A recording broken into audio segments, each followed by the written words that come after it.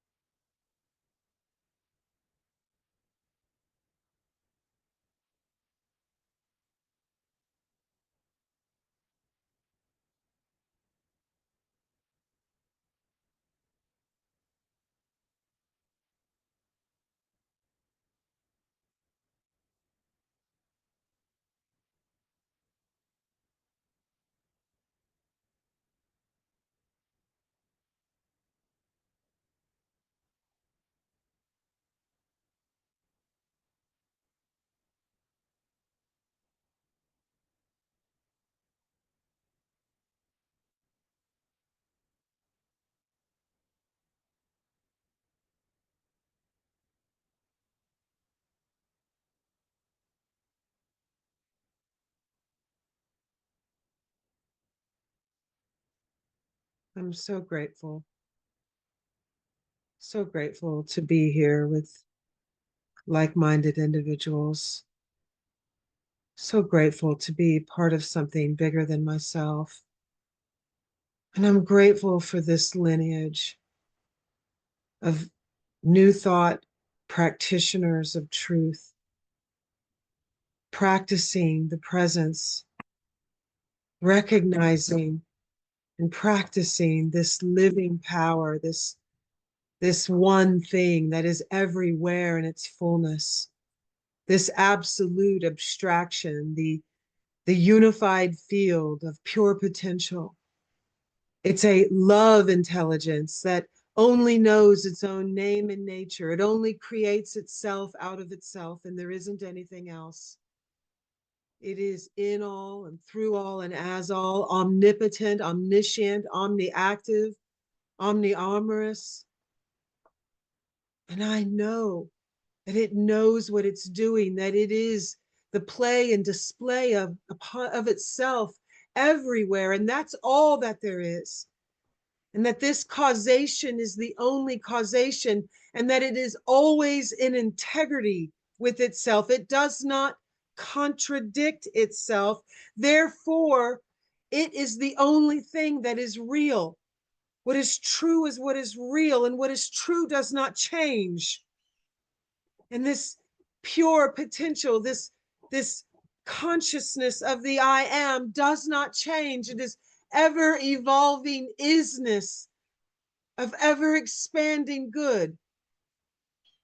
And it knows itself as its creation. It knows itself as my life, as my individualized expression. It knows itself as my nervous system.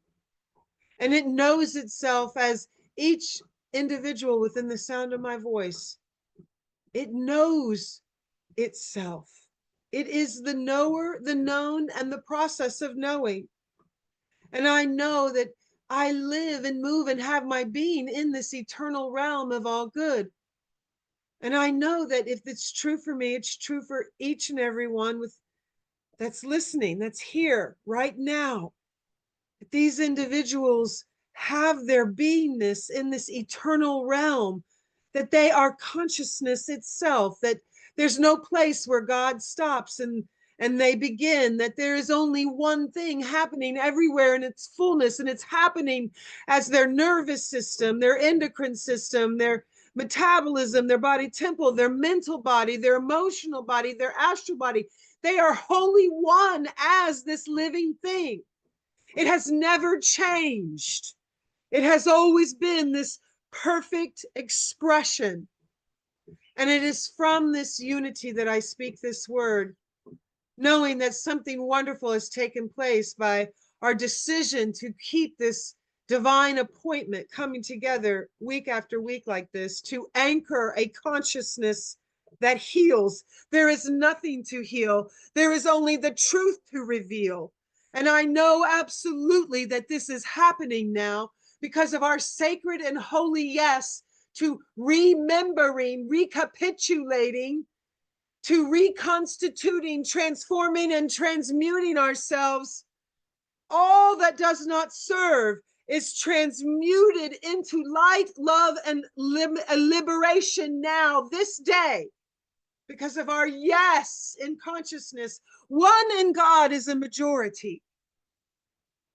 And I know that it can't help but have perfect code out picturing and demonstrating as the body temple. It can't help but have perfect expression and manifestation and demonstration out picturing as employment and relationships and full expression and creative genius, and how time is spent and mental capacities and emotional openings and surrenderings. It's all happening under this law of grace. I declare these individuals live their life under one law, a law of grace. No more, just by this simple yes, this turning 1/8 of an inch to that which is. And so I'm thankful my word is a law, and I release it knowing that it is done. And so it is. Amen.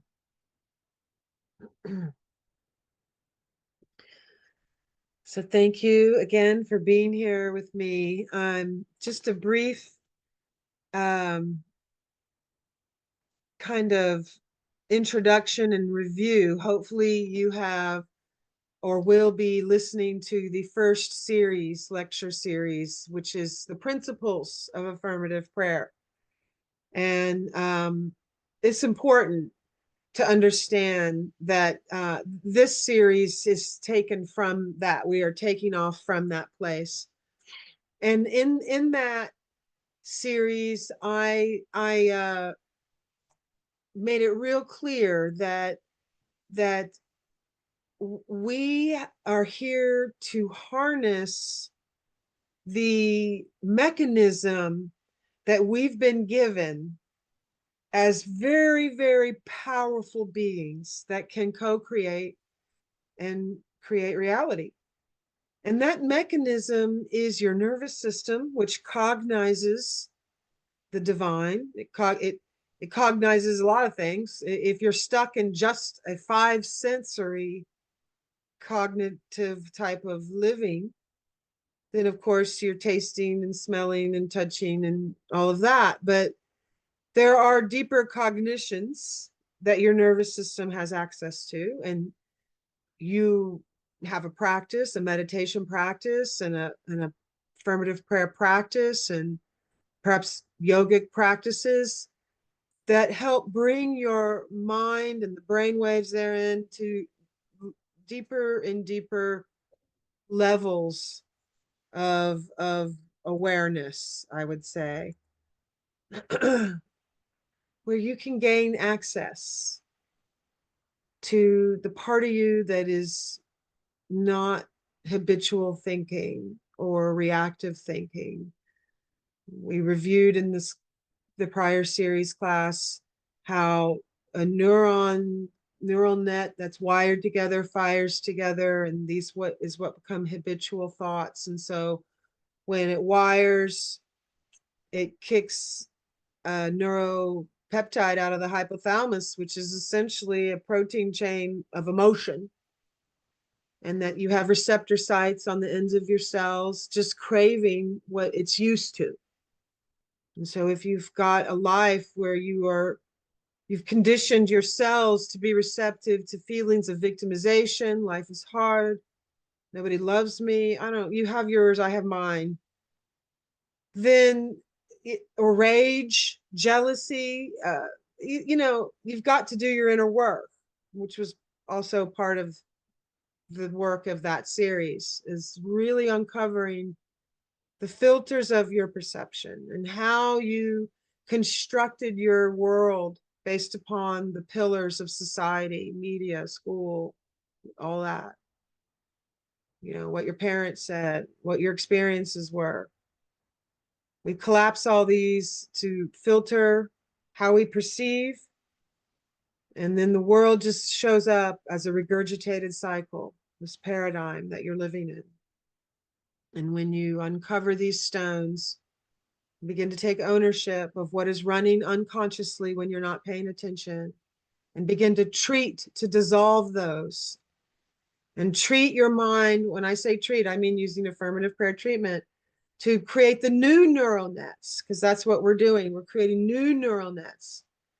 The new ones get created, we are more interested in them. That's what the discipline devoted practice is about. I talked a lot about devotion in the series. When the new neural net begins to be created and you're interested in it more than anything through devotion and discipleship, then the old one begins to, from being ignored, disintegrate. That's how we change our mind. So it doesn't happen just because like you're doing something on the side.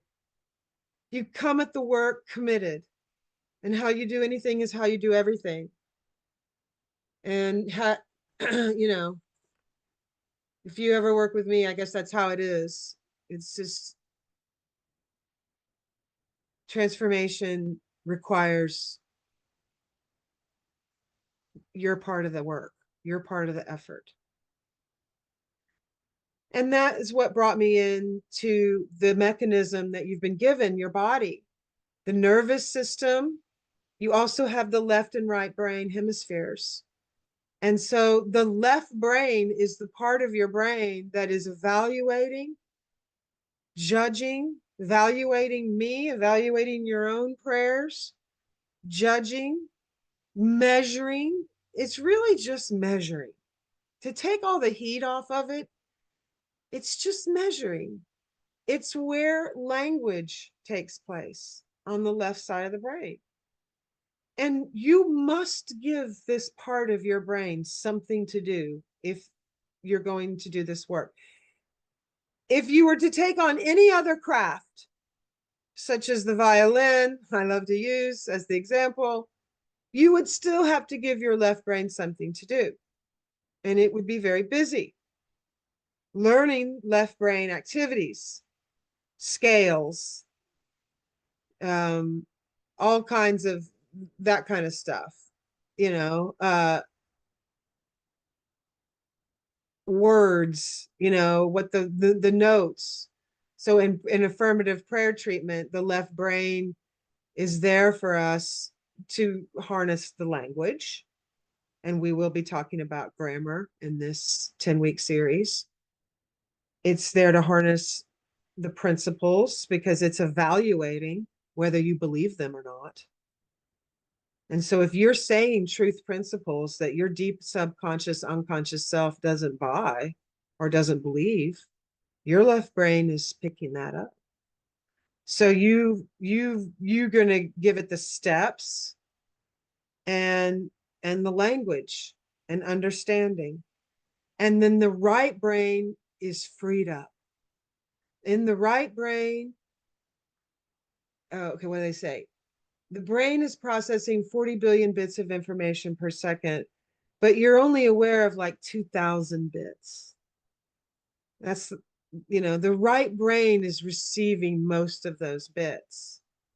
It's kinesthetic, it's visual, it's and it's deeply connected, the right brain, to your heart.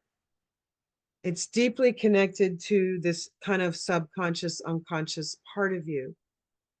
And when we learn to allow that to come more online as we are praying aloud in front of people, because you praying for somebody means praying with them and they're listening. And that's what the intention for this class is that you'll be doing that. And in order to do that without beating yourself up and being so scared, what do I sound like? I'm so nervous, and all the adrenaline kicks in because people are listening and that critical voice comes online. So the right brain, we free it up. And after a while, it becomes the mechanism through which you become prayed, because you are so clear about these principles. You understand them. They're absolute. And you have a repertoire from plagiarism, which I talked all about in the 5 weeks lecture series.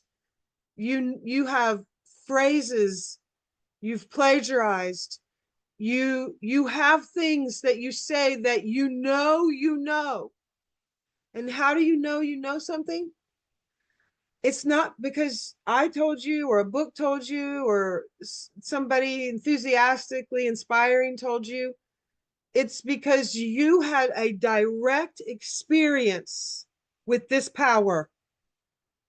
It has revealed itself to you somehow, some way, and you have a relationship with it.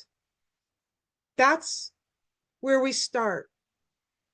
That you are moving out of concepts of a deity or of God, whatever that word triggers for you, to a direct experience of it. And that's a kind of a right brain thing. If you have a craft, you might be able to harness some things like that for your resume. If you've ever been a painter and suddenly it's painting through you, or a writer or a poet or a musician of any kind, or a healing arts, there's power moving through you. You're not making it happen. It's like that. So right brain, left brain. The left brain must be given its tasks, the 6 steps, articulating the principles, because we do language in the left brain, and understanding the principles. And part of this mechanism that you've been given that is so powerful is your consciousness, which is your frontal lobe cortex. We have the biggest one on the planet. So we have more capacity than any species to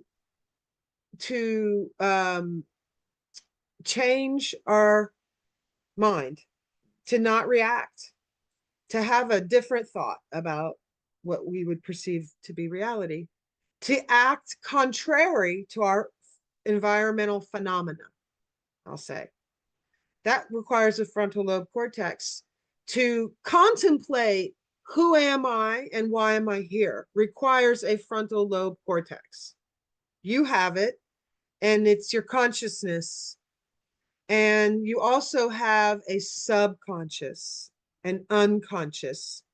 And this is equally powerful. And it's part of the mechanism that makes you powerful, because that subconscious, unconscious self, great Hawaiian shaman, Dr. Ihiliako Hulin, calls it the Unapili, the inner child. It is your subconscious self. It is the soil of creation. It is the yes factor. It's just the yes factor. And it has direct access to the Amakua, the Father, the higher consciousness, the I am presence. And so we don't go from consciousness, Uhane, the mother in Hawaiian, to Amakua, higher consciousness. We have to go down and get the inner child. And we have to go down to the subconscious and recapitulate what was disowned there. And then together, the child and the mother go reach this Amakua consciousness. This is just, this kind of work. I guess that's what enlightenment is called, right? It's just the verbiage is so different across cultures. There's a Vedic science that says basically the same thing. I'm just talking about a Hawaiian, one indigenous shamanic way, but I'll be talking about it in many different ways throughout this series. That our work, part of what's powerful about us is our subconscious, and it is our work to become aware of what is operating there, because it is what you're going to be using and discovering to create the demonstrations and the manifestations and the healings of your work, of your prayer work. It will be the deep agreement of your subconscious. If you can get that, it's done. And so you have also the sound carrier wave. The stem cells, when your father's sperm entered the ovum of the mother's egg, you were one, and it divided, and then it divided exponentially, 4 and 8, like that. And the very first stem cells were stem cells of the heart. That's what you are first, is a heart where love is. And then the next set of stem cells was the stem cells of the tongue and the entire digestive tract. But it is your tongue that causes you to speak a word. And so that's powerful. That you first were your heart, and then you were your word.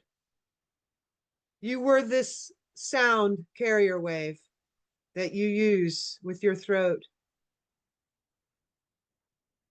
And I will say too that affirmative prayer, the mechanism that you've been given, this body in relationship to affirmative prayer, that it is the embodiment of quality, feeling. I talked about this in the lecture 5 again. This is a review. You must feel what you say. There's 3 things, 3 circles like a Vesica Pisces: your thought, your word, and what you feel.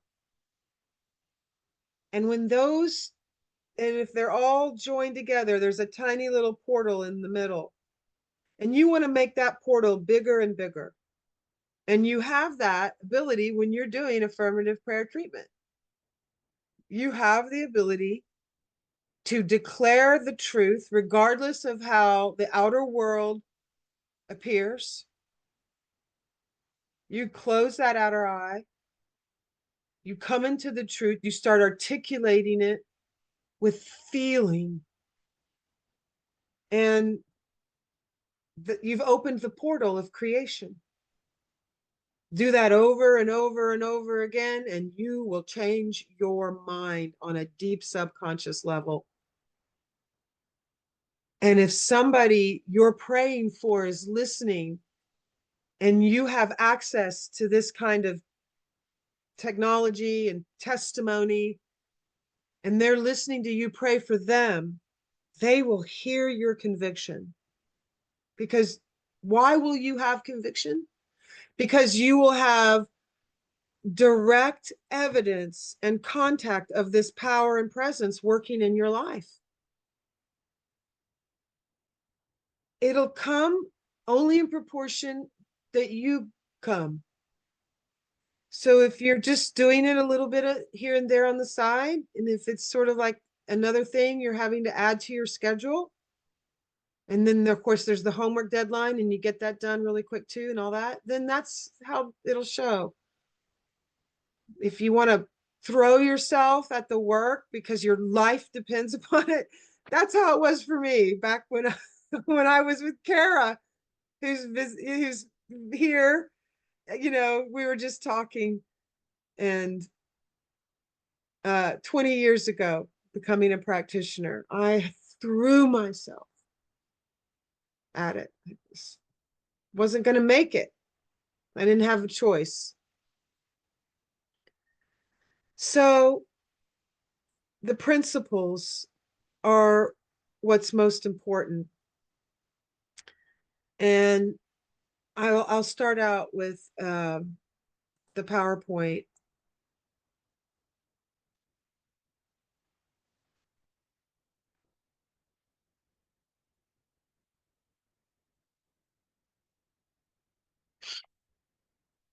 There's two important men in this lineage, and that's Ernest Holmes and Joel Goldsmith for me.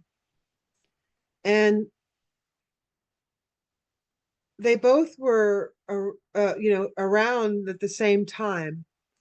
Ernest Holmes came out of Emma Curtis Hopkins, Mary Baker Eddy lineage, and um, Joel Goldsmith came right out of a Mary Baker Eddy lineage, Christian Science.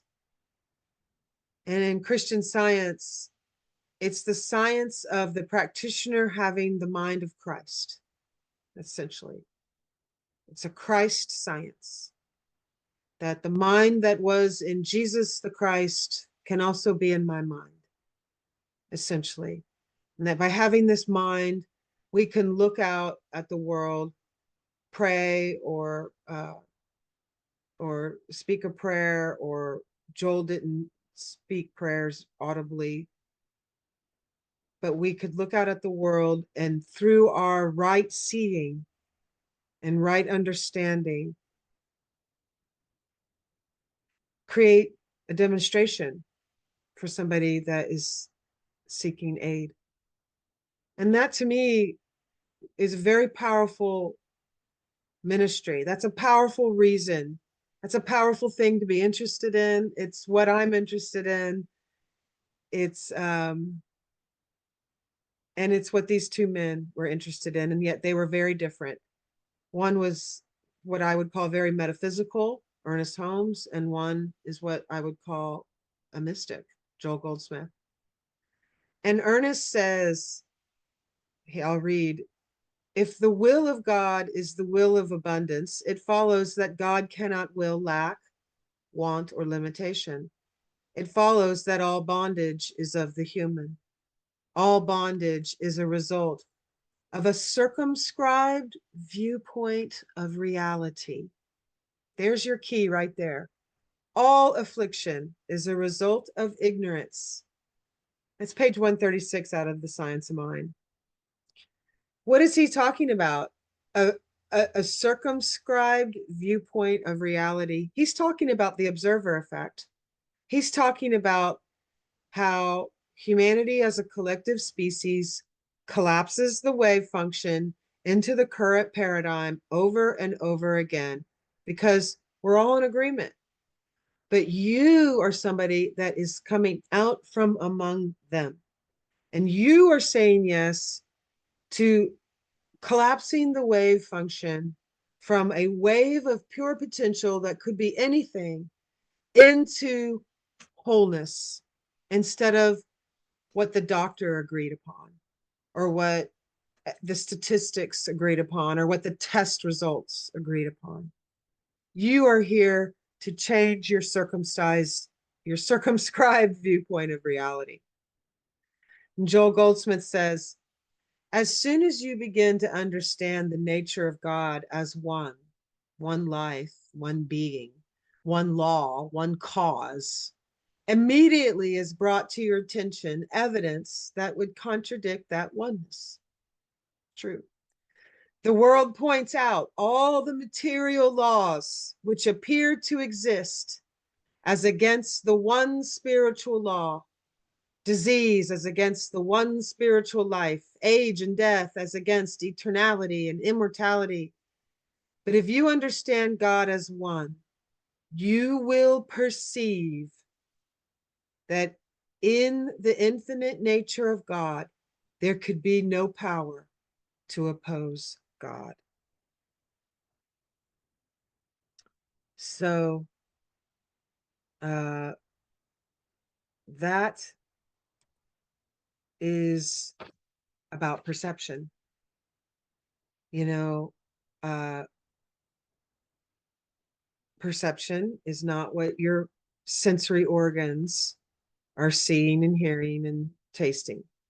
It's what your mind is telling your brain to do with that sensory data imported into the body. And you're responsible.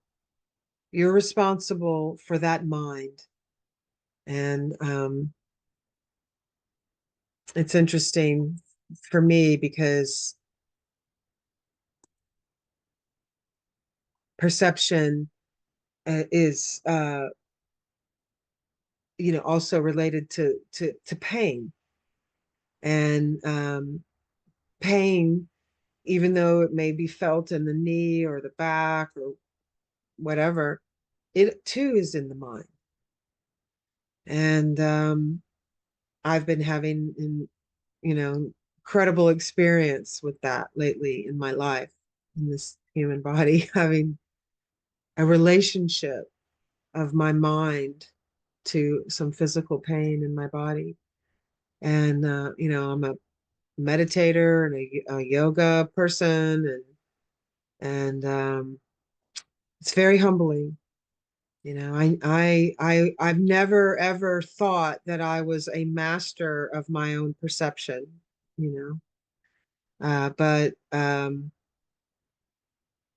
but that's what I think is being asked of all of us. And for me, maybe a greater lesson that it doesn't have to hurt to learn.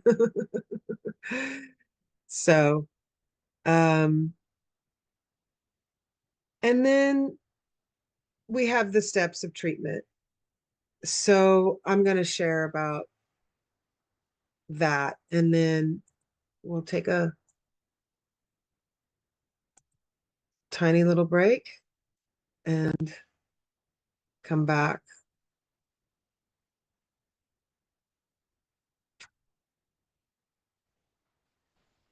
As you know, the steps: gratitude, recognition, unification, realization, thanksgiving, and release. And that gratitude is not the same thing as the fifth step, thanksgiving. This step is a beginning step where we prepare our heart to open it a little bit by taking a minute to search for what we're grateful for. There's an article called The Grateful Brain that talks about just searching for what you're grateful for, lights up frontal lobe cortex, shuts down limbic and reptilian brain systems a little bit. And so we do this gratitude formally so that we can sort of open our hearts a little bit. And when we're praying for another person while they're listening, then we must practice prayer etiquette at this step. And that's important because if somebody comes to me and says, my husband just asked for a divorce and, I'm devastated, please pray for me.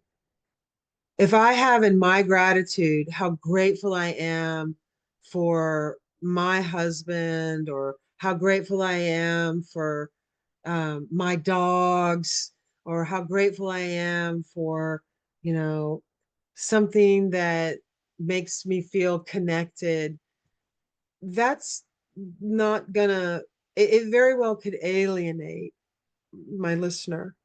So instead, I'm going to become grateful for something that's inclusive. Like, I'm grateful for prayer. I'm grateful for um, these hands that I'm holding. I'm grateful for technology that I can be connected to my friend here. I'm grateful for this holy breath that we are going to take together.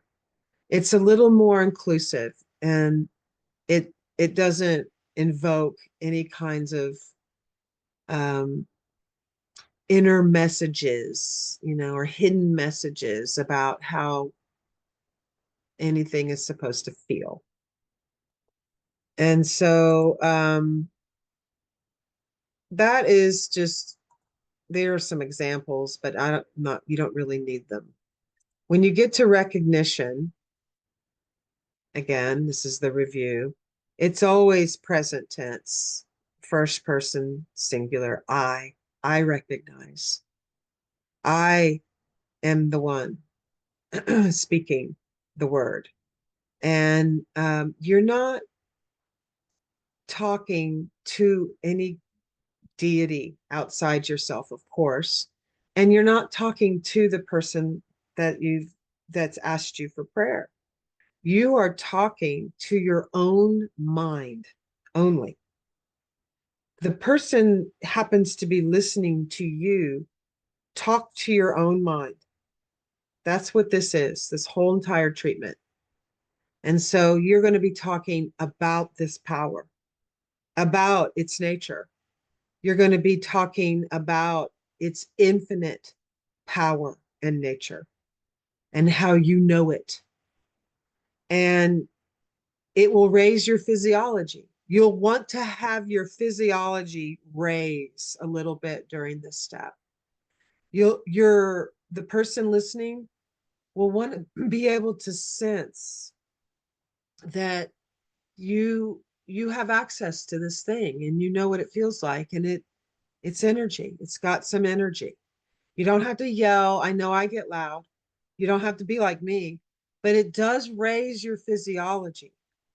Also, you don't have me and my in this step. God is my source. It's true. I can say that. God is my source as a recognition step, but it's not, there's really no meat on that bone. God is all source. The my sort of, it confuses the whole thing. God is all source. And again, it's really the thigh bone of standing in your spiritual authority. Here's a couple of examples. Recognition. There's one cause, one life, one eternal presence. I didn't use the word God there. There's only one power. First cause is the only thing occurring. Omnipresent, omnipotent, omniactive. Here's the word God. God is truth. But if God is triggering, don't use that word. There's so many ways to have a recognition step. And I highly recommend that you plagiarize. And when you hear me or any practitioner or Reverend Michael or any person, any New Thought prayer speaking a recognition and it resonates inside of you, then harness that. And you can say it too if it lifts you. The other thigh bone or leg is the unification step. The second and third steps are your femur bones as you stand in your spiritual authority. And again, you're talking to your own mind. And in this step, it's like the oxygen masks on an airplane. First, you unify yourself, and maybe you unify yourself 2 or 3 sentences. Maybe it's 1 sentence, maybe it's 2 or 3, and then you're done unifying yourself. You don't unify yourself anymore. In fact, you're not even going to bring yourself up ever again in the prayer. You will then unify your person. And I highly recommend that you spend a lot of time unifying them, way more than you spend on yourself. And so that the recognition step is long, it's 6 or 8 sentences. And then the unification step is long. It's a lot because you've got to unify yourself and them, and you want them to hear your conviction of what you know is true about unification and where they are concerned. And so that might take a minute. Put time into it. And here's some examples. It doesn't include others. And then you get to realization. In the realization step, it's something that naturally now your logical and your subconscious mind kind of has to conclude. It's a realization. It's like, okay, wait a minute. If there's only one power, if there's only one cause, and it's non-dual, and it's infinite, and it's always in integrity with itself as non-dual good, as ever expanding good, as infinite life, love, harmony, and beauty. If there's only one causation and it created everything out of itself and there isn't anything else, then, and I am one with that, I am living in that. There's no part of me that's ever been altered. There's no part of me that can be diagnosed, or there's no part of me that can be harmed, because the reality of me lives in this eternal realm. Then it must be that the will of this divine presence that incarnated as me is freedom. It's radiance, it's life, it's abundance, it's love. It's a realization. It has to be so. If these laws are true, if what you're saying is true in recognition and unification, then the realization is like an aha moment. Sometimes you might have to argue in this step, and we will be talking about arguing in this 10-week series, because the subconscious mind, it's tricky. And when it throws a doubt up to you while you're in prayer, you'll want to loop back up to truth and argue it out. And so when that happens, I use declaring, and I decree, and I call forth. And I use those in relationship to doubt.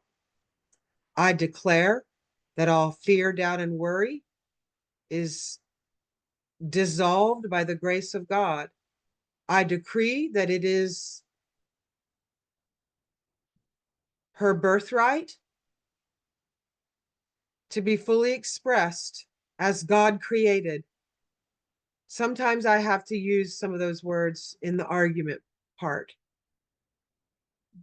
And then, most importantly, about this step and all the steps, is that you have a quality that you are praying from. When I say the Vesica Pisces, think, feel, and speak, the feeling that is going to bring this thing into demonstration is the quality. So that's going to be radiant life, wholeness. That's going to be love, that's going to be abundance, or whatever the quality is.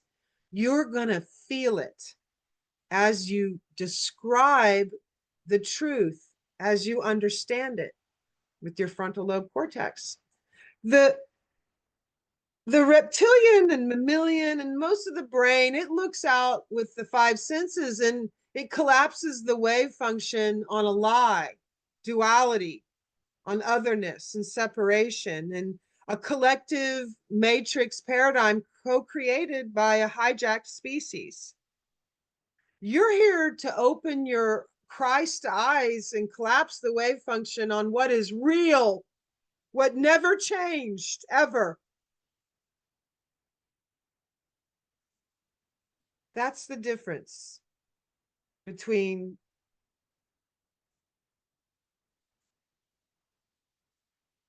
a normal person and somebody that's seeking the truth, that's walking this path of truth.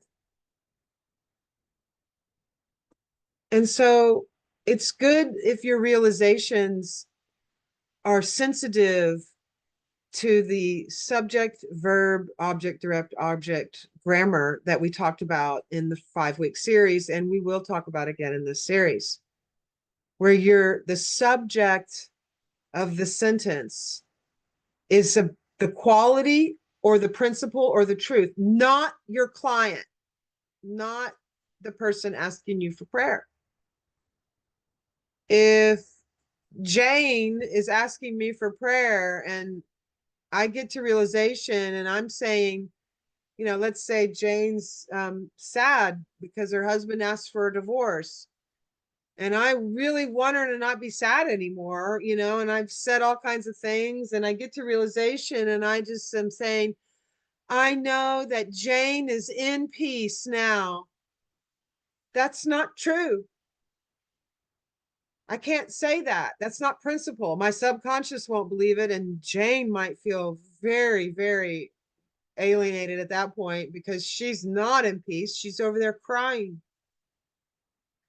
So Jane or whoever is not the subject of the sentences in this step. The subject is what you know. What do you know? You know the principles. You know the quality. Infinite abundance unfolds as the activity of Geraldine's life. She can't argue with that because she's the direct object of the sentence. So it's acting upon her. Causation is acting upon her. Infinite abundance. And unfolds is the verb. So keep that in mind. And again, you'll get lots of feedback when you write your written prayers. Thanksgiving is the part of the treatment where you take a minute and you literally take a breath here and imagine the testimony. Imagine the phone call of your person calling you to tell you you won't believe what happened. You won't believe it. I went to the doctor and you won't believe what happened. That's what you want to hear, right? You want to hear your person call you and say, you won't believe it, but I got the job. That's what you want to hear, right? So you're going to feel that as you say thank you.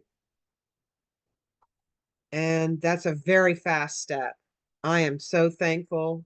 I mean, it's really like a 1 or 2 sentence, but there's a breath there. And then you get to release, and it's a release. You're going to let it go. And you can treat in 5 minutes or you can treat tomorrow, but you're letting it go. And so with that, I'm going to complete this first lecture. Thank you very much.